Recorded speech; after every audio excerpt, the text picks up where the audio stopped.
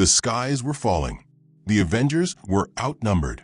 And the only thing that could tip the scale was the Hulk. But when the call came, he didn't answer them. He answered him.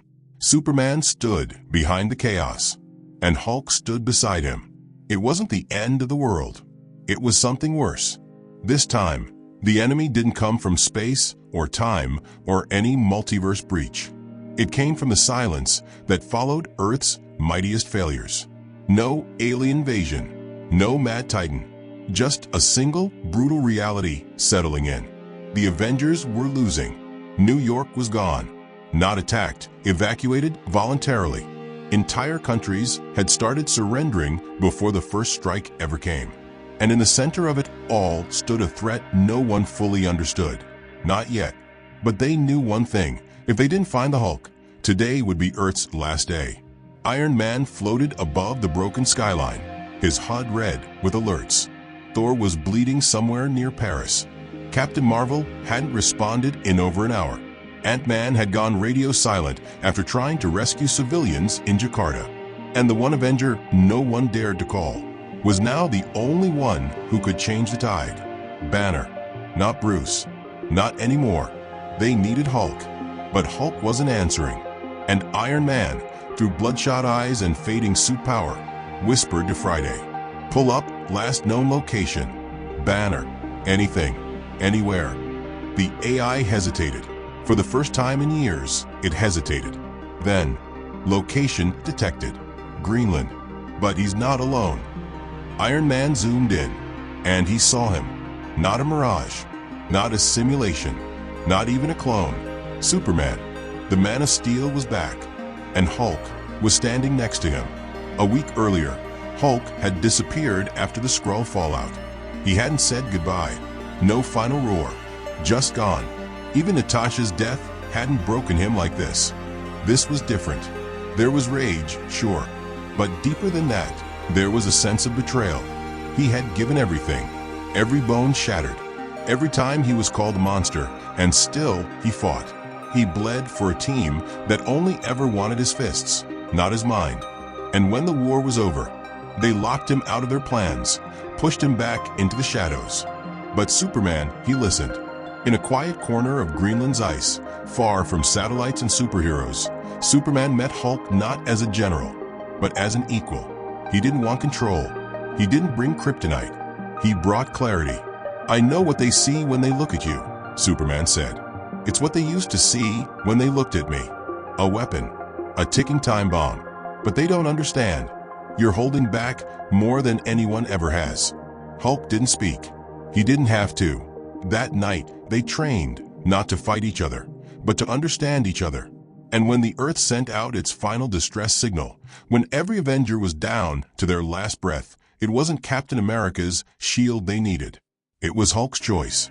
Now back in the present, Iron Man touched down on Greenland's frozen edge. The cold bit through even his reinforced armor. He saw two figures in the distance. One stood tall, calm, radiating calm power. The other, the Green Goliath, was silent, arms crossed, back turned. "Bruce," Tony said, stepping forward. "We don't have time. If you're angry, I get it. But this isn't about you and me. The world is ending." Hulk didn't turn. Superman did. "You brought this on yourselves," he said. "How many times has he saved you, only to be treated like a threat?" "We're not perfect," Tony admitted. "But we've always tried to protect." "You protect your image," Superman cut in, "not your people." The words stung more than any blast Tony had taken. Superman kept walking. "Bruce," Tony tried again, "don't do this." And then, for the first time, Hulk spoke. "You didn't want me. Not really. You wanted a cannon. Now you want a miracle." He looked at Tony, not with anger, but with clarity. "I gave you everything. You gave me exile." Tony opened his mouth, but nothing came out. Hulk stepped forward, standing beside Superman. "I'm not your monster anymore." And with that, they rose together. Not toward the Avengers, not toward the battlefield, but toward something bigger. Word spread fast. Superman and Hulk had formed a new axis of power. Not evil, not authoritarian, just independent. Outside of the Avengers, outside of S.H.I.E.L.D., outside of every flawed system that had kept the world in constant crisis. Some feared them, some welcomed them, and some, like Thor, were ready for war. But the question everyone whispered in hushed tones wasn't what happens next. It was this: what do you do when Earth's last hope turns his back? And far across the stars, a new threat was watching, waiting. Because even the monsters of the universe knew, if Hulk and Superman ever fully aligned, there wouldn't be any heroes left to stop them. The world didn't wait for answers. The moment Hulk and Superman vanished from Greenland, panic erupted. Not just from governments, but from within the Avengers themselves. What Iron Man saw, he didn't share with the world. Not yet. Because if the public knew that Hulk had turned, if they found out that Superman was no longer aligned with their mission, everything would collapse. And yet, everything already had. Thor returned first, burned, limping, and furious. "Where's the beast?" he thundered, his voice cracking the floor of the Avengers Tower. Iron Man just stared at the monitor. A silent satellite feed. No movement. No signal. "Gone," Tony muttered. Thor's hammer slammed into the reinforced floor, splitting it in two. "He cannot leave us now," Thor said. "Not in this war." But he had. Hulk was gone, and he'd chosen Superman. Meanwhile, deep beneath the Atlantic Ocean, a storm was brewing that not even the Avengers had predicted. Atlantis had risen, and Namor wasn't seeking alliance. He was seeking retribution. Ever since Hulk left the battlefield, cities had begun falling faster. Not because of Superman, but because of the vacuum his presence created. Villains didn't wait. Galactus's heralds had returned. Dormammu's cult had resurfaced. Even Doctor Doom had made a rare broadcast declaring neutrality, which in itself was a threat. But something else was happening. Superman and Hulk weren't just hiding. They were recruiting. A new ideology was forming. One that didn't believe in Avengers, Justice Leagues, or governments. One that believed Earth's problems came from one source. Heroes trying to be politicians. And people started listening, faster than anyone expected. On a rooftop in New Delhi, Superman and Hulk met with a young mutant named Asha, whose powers had been suppressed by a device given to her family by S.H.I.E.L.D. She didn't ask questions. She joined them the second she felt her powers return. In Siberia, they rescued a child who had been experimented on by remnants of the Red Room. In Cairo, they freed an imprisoned Inhuman who had been contained by SWRD for being too unstable. And in all of those places, the people didn't fight back. They cheered. Because for once, the world wasn't being saved by those who sat on thrones. It was being changed by the ones who had been discarded. The new order didn't have a name yet, but it had a following. And the Avengers? They were falling apart from within. Wanda had vanished. Vision had gone after her, but hadn't returned. Hawkeye hadn't spoken a word since the last mission, where 3 civilians died because his arrow missed by 1 inch. Captain Marvel was still missing. Last seen in deep space chasing a Kree warship that no longer existed. Tony knew what was coming. Not a war between good and evil, but a war between belief systems. He called an emergency meeting with the last people he trusted: Black Panther, Reed Richards, and Strange. "We're not fighting enemies anymore," Tony said. "We're fighting a revolution." T'Challa remained silent. He knew this wasn't just about Hulk. This was about a system collapsing under the weight of its own ego. "They're not wrong," Strange finally said. "Not entirely." Tony looked up. "Excuse me. They're saving people we forgot," Strange continued. "The girl in New Delhi? I read her file. She was flagged for training, then blacklisted because her power wasn't heroic enough. And the mutant in Cairo? Imprisoned for 3 years without trial. Superman's not creating chaos. He's fixing what we broke." Tony shook his head. "We don't fix things with gods and monsters." Reed Richards finally spoke. "But maybe they do." That silence, heavy and final, was broken only by a single alert on the screen. Incoming transmission. Encrypted. No origin. Tony opened it, and there he was. Superman. Behind him, Hulk. And a dozen new faces. He wasn't smiling. "I'm not your enemy," Superman said calmly. "But I won't stand by while you maintain a broken order. You've had your time." Then Hulk stepped forward. "No more warnings," he said. "No more teams. No more lines. If you come for us, we won't hold back." And the screen went dark. That was it. No threats. No countdown. No demands. Just a choice. But it wasn't just Tony who saw the feed. It had been broadcast everywhere. The world watched as two of the most powerful beings alive rejected everything that came before. Not with fire, but with conviction. And people began to choose sides. Some Avengers flew out that same day to join Superman, quietly, in secret. Others began forming a new council, hoping to control the chaos. But no one noticed the shadow that had started moving in the background. A presence far older than even Superman. Watching, waiting. Because if the Earth truly divided, something would come to claim what was left. Back in the ruins of Sokovia, a child stared at the sky, smiling for the first time in years. Because above the clouds, lit by the sun, Hulk wasn't roaring. He was flying, not with rage, but with purpose. And that made him more dangerous than he had ever been before. The world split faster than anyone expected. It didn't happen with explosions or speeches. It happened quietly, subtly, through absence. Avengers didn't show up.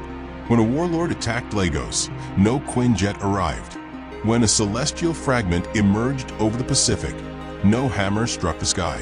When riots broke out in Eastern Europe after a mutant registry leaked, there were no shields, no stars, no symbols. But there was something else, a shadow crossing the clouds, and beneath it, hope. People stopped calling for the Avengers. They started praying for them. Superman and Hulk didn't build a headquarters. They didn't claim territory. They moved constantly, like a storm that only struck where it was needed. One moment, they were lifting a collapsed city block in Manila. The next, dismantling a black site prison buried beneath Nevada sand. And everywhere they went, the same thing happened. People didn't kneel. They stood. Because for the first time, salvation didn't come with conditions. Hulk noticed it before Superman did. The way children stopped crying when they saw him. The way soldiers lowered their weapons instead of raising them. The way no one called him a monster anymore. They called him protector. And that terrified him more than rage ever had. "You're changing them," Hulk said one night, watching a refugee camp rebuild itself behind them. "No," Superman replied. "They're remembering who they were before fear taught them otherwise." But Superman was changing too. He stopped listening to governments, stopped negotiating with councils. He acted not impulsively, but decisively. Criminal syndicates vanished overnight. Arms dealers were exposed in global broadcasts. Corrupt leaders found their secrets laid bare before the world could look away. No prisons, no executions, just truth delivered like a hammer. And the Avengers couldn't stop it, because they couldn't agree on how. Thor was the first to confront them. He didn't come with an army. He came alone, descending from a thunderstorm over the ruins of old Sokovia. His armor was cracked, his face worn with guilt. "Hulk," Thor said, stepping forward. "Brother." Hulk didn't smile. "You left," Thor continued, "when we needed you." Hulk clenched his fists. "I stayed," he growled. "Every time. You just didn't see me unless you needed something smashed." Thor turned to Superman. "You wear righteousness like armor," Thor said. "But gods who decide alone, they fall." Superman didn't flinch. So do heroes who ask permission while people die. The silence between them felt heavier than any blow. Thor raised his hammer, not to strike, but to challenge. Hulk stepped forward, not roaring, not raging, choosing. The ground cracked beneath their feet as Hulk met Thor's gaze. "I won't fight you," Hulk said, "but I won't leave either." Thor saw it then. This wasn't rebellion. This was finality. He lowered his hammer and turned away. That was the moment the Avengers truly fractured. Back at what remained of their headquarters, Tony watched the footage on repeat. Thor walking away, Hulk standing firm, Superman unmoving. "They're winning," Tony whispered. without throwing a single punch. Doctor Strange felt it too. The tremor in reality, not from power, but from imbalance. They're becoming inevitable, Strange said. And inevitability attracts predators. As if summoned by the thought, the sky darkened across half the planet. Not clouds. Something else. Something ancient. Satellites went blind. Magic spells unraveled. Even Superman paused mid-flight, his head snapping upward as something brushed the edge of his senses. For the first time since leaving Earth, he felt watched. Hulk felt it too, but deeper. In his bones. Something's wrong, Hulk said. The air split open, not with fire, but with silence. A presence emerged, vast, formless, wrong. Not a god, not a demon, something older than either. A devourer of divided worlds. It spoke without words. When heroes fracture, worlds fall. Superman moved instantly, striking with enough force to shatter continents. It did nothing. Hulk leapt, slamming into the entity with all the fury he had once buried. Still nothing. The presence didn't attack. It waited, because it didn't need to fight them. It fed on what they had already created. Division. Across the planet, chaos erupted. Former heroes clashed. Governments collapsed. Old enemies returned stronger, emboldened by the absence of unity. The devourer grew, and for the first time, Superman hesitated. This wasn't something he could overpower. This wasn't something Hulk could smash. This was a consequence, and consequences don't bleed. The Avengers felt it too. Strange staggered as spells failed. Wakanda's shields flickered. Even Captain Marvel, returning from deep space, felt her power drain as she crossed Earth's orbit. They all realized the same truth at the same time. This wasn't about Superman versus the Avengers. This wasn't about Hulk choosing sides. This was about a world that no longer believed in together. And the price for that belief was about to be collected. Superman looked at Hulk, not as a symbol, not as a weapon, but as the only one who truly understood what it meant to carry the weight of choice. "I didn't want this," Superman said quietly. Hulk nodded. "Neither did I." The devourer expanded, blotting out the stars. And somewhere, deep within the chaos, someone was smiling. Because while heroes argued about control and freedom, the end of the world had already begun. The stars were gone, swallowed not by night, but by something that didn't belong to space or time. The devourer pulsed above the earth like a wound in reality. Silent, growing, waiting. It didn't need to announce its arrival. Humanity felt it. Gravity buckled. Oceans shivered. Technology glitched. But what terrified the world wasn't the entity itself. It was the fact that no one was stopping it. Not the Avengers. Not Superman. Not even Hulk. Superman hovered just below the stratosphere, staring into the void. The more he tried to scan the devourer, the less he understood. Every attempt to analyze, it broke his vision. It wasn't a being, it was a reaction, a response to everything they had broken. Below him, Hulk stood on the shattered edge of the Himalayas. He had destroyed mountains before, cities. But this was different. The rage inside him wasn't helping. It made him feel smaller. And for the first time since he chose Superman over the Avengers, he asked himself, was I wrong? The world had rallied behind them, believed in them, cheered when they took down corrupt power systems, prisons, warlords. But none of that mattered now. Not with this thing in the sky. The Avengers were scattered. The Justice League disbanded. New teams had formed, yes, but they were built on distrust and ideology, not unity. And now the price was coming due. The Devourer had a pattern. It never attacked first.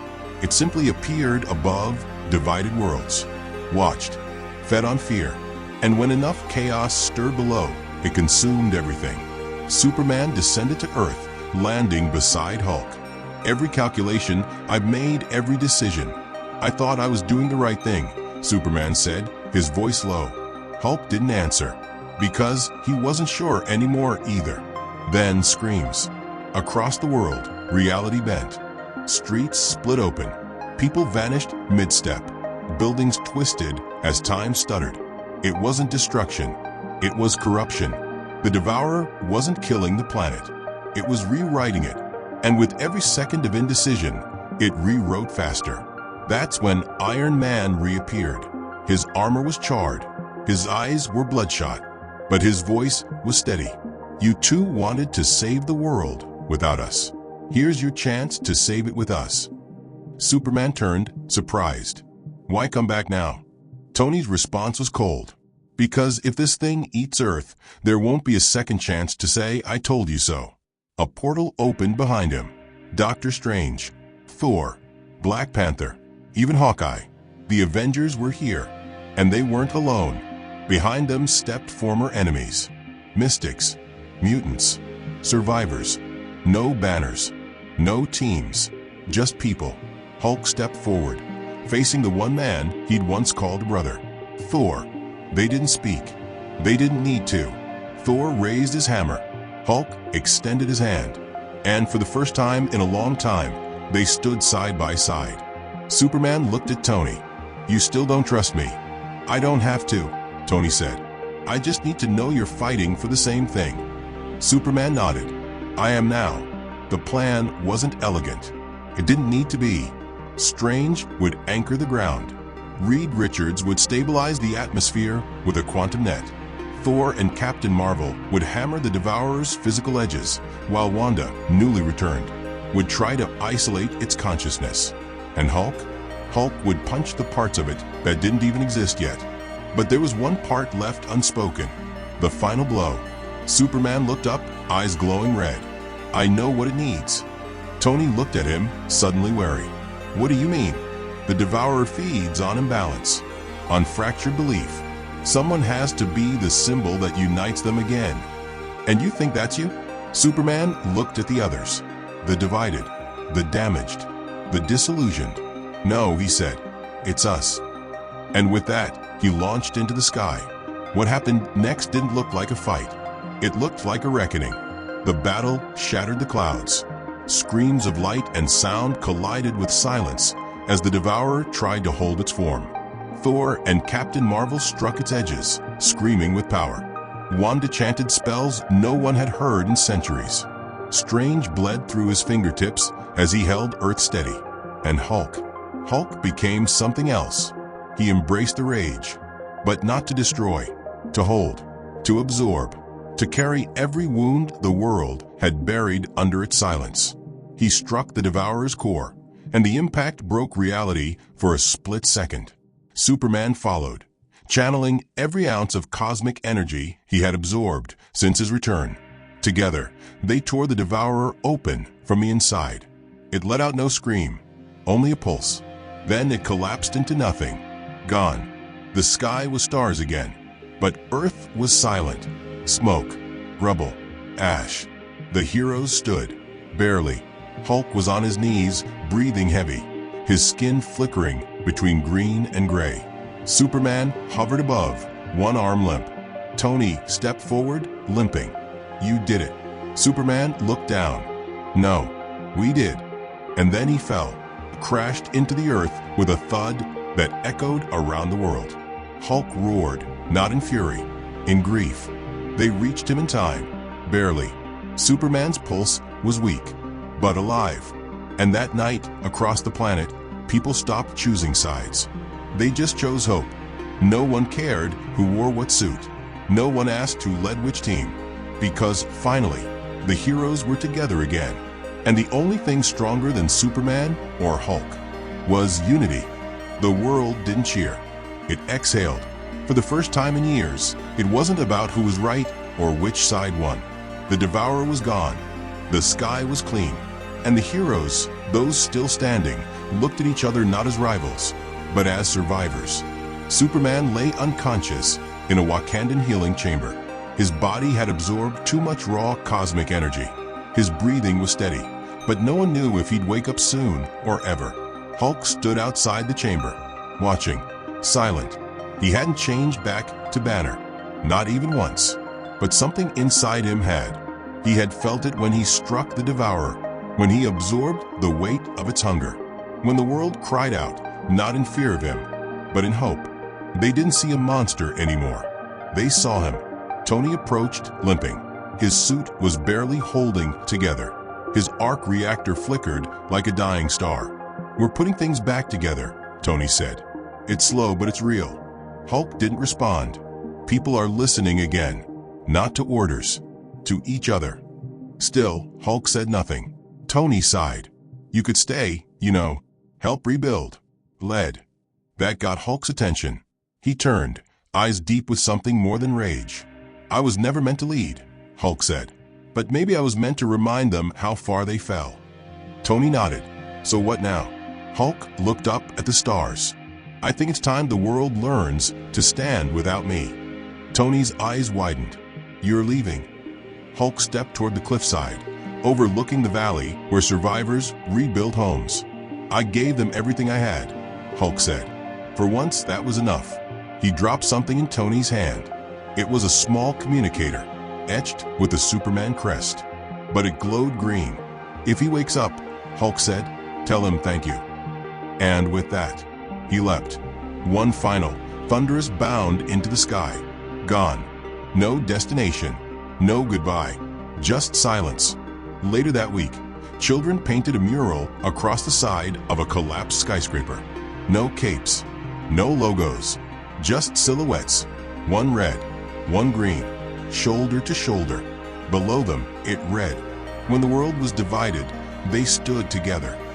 And in the wind that brushed the paint as it dried, some swore they heard a soft, fading roar.